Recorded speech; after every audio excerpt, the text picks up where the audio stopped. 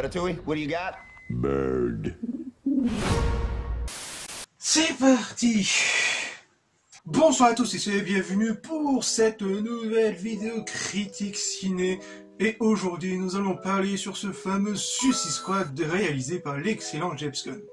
James Gunn à qui on doit les fameux Gardiens de la Galaxie qui sont excellents, surtout le premier, le second je l'ai un peu moins aimé, mais il fait toujours aussi bien le café. Bref, que vaut cette suite remake du premier volet sorti en 2016 qui a fait parler beaucoup d'encre, même qui a déchaîné une tollée de salé. Donc sans spoiler le film, donc ça sera une critique sans spoil, donc sans trop spoiler l'histoire, on va suivre deux équipes de la Suicide Squad qui vont débarquer sur une île un peu comme Cuba 2.0 et qui vont devoir chercher un projet et arrêter un projet top secret appelé tout simplement Starfish. Oui, John Cena? Ce nom c'est parce qu'en argot, étoile de mer, ça veut dire trou-duc? Non. Donc non. Donc pour commencer, on peut dire que déjà le premier point qui est assez positif, je peux dire que en fait ça porte vraiment son nom, à savoir la Suicide Squad, contrairement au premier où il y a même pas deux mecs OSEF qui meurent. Là niveau mort vous allez être servi, hein. Et puis là, comme on dit comme je l'ai dit, le film porte bien son nom. C'est vraiment une mission quasi suicidaire. Niveau mort, franchement, ça y va à foison, hein. Parfois, il y a des têtes où on est sûr qu'ils vont être morts dans les minutes qui vont suivre.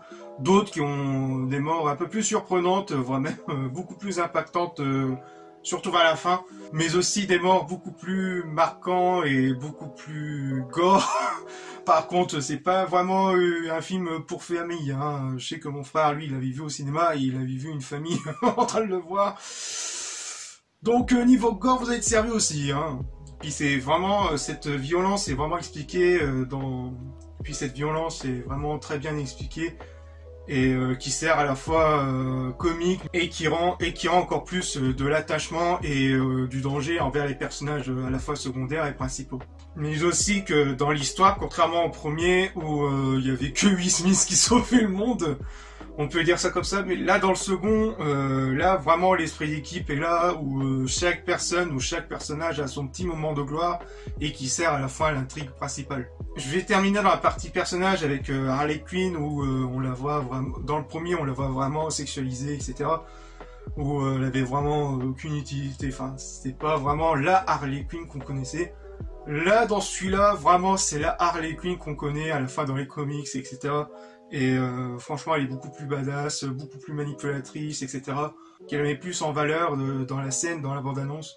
Je mettrai un petit extrait là, mais l'extrait en complet, franchement, c'est magnifique. En parlant de magnifique, bien sûr, la réal qui aide vraiment, la réal de James Gunn qui va vraiment à fond la caisse avec des idées de mise en scène, etc. Avec la caméra qui bouge au bon moment, qui correspond bien à l'action. Mais aussi qui est aidé avec un effet de montage qui garde vraiment un bon rythme au film. Donc le film, rassurez-vous, il se pose quand il se pose et il repart quand ça repart, quoi. Franchement, avec l'action qui est bien menée, qui est bien réalisée, franchement, au top, aux petits oignons, un peu comme un Gardien de la Galaxie. J'irais un peu plus boosté au niveau réel, contrairement à ces deux anciens films, à savoir les Gardiens de la Galaxie. Mais franchement, au top. Concernant l'humour, je dirais pas, ça sera pas un humour à la Marvel, hein. C'est bien autre chose, l'humour. Dans ce film, c'est plus un humour un peu ado-adulte, mais qui est tout de même assez bien servi, où chacun peut correspondre où certaines blagues peuvent correspondre à certaines personnes. Après, parfois, je trouve qu'il y a certaines petites blagues qui passent un peu moins, comme Harley Quinn, justement, ou si vous avez vu dans la bande-annonce, avec les anges, je vais pas en dire plus pour éviter les spoils, mais je pense que certains l'auront compris.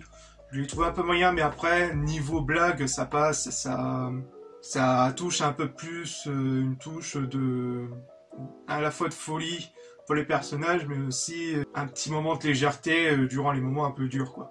Franchement, au niveau effets spéciaux, c'est top.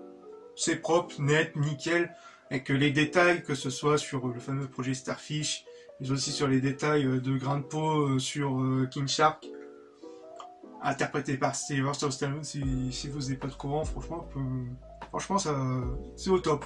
J'ai rien à dire. C'est excellent. avec la luminosité, etc. Franchement, on n'y voit que du feu. Concernant la musique, parfois, je trouve qu'elles sont un peu moins marquantes que ceux des Gardiens de la Galaxie. C'est vrai que dans celui-là, il y a quelques musiques des bandes annonces qui sont sorties de temps en temps. Mais généralement, ouais, la musique qui m'a pas vraiment fortement marqué. Même si elle fait le taf de temps en temps, même si elle aide aussi un peu dans les moments, mais personnellement, la musique m'a pas plus marqué que ça.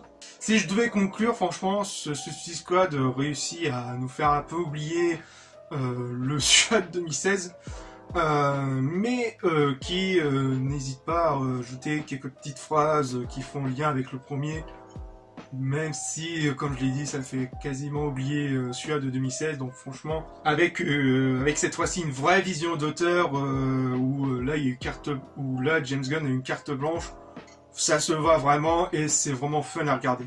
Et surtout qui ont laissé vraiment parler son délire, qui fonctionne parfaitement bien avec ce genre d'univers. Franchement, ça vaut vraiment un pass sanitaire, ou bien si vous le regardez tout à fait légalement. C'est sûrement le meilleur pirate que j'ai jamais vu. Il semblerait en effet.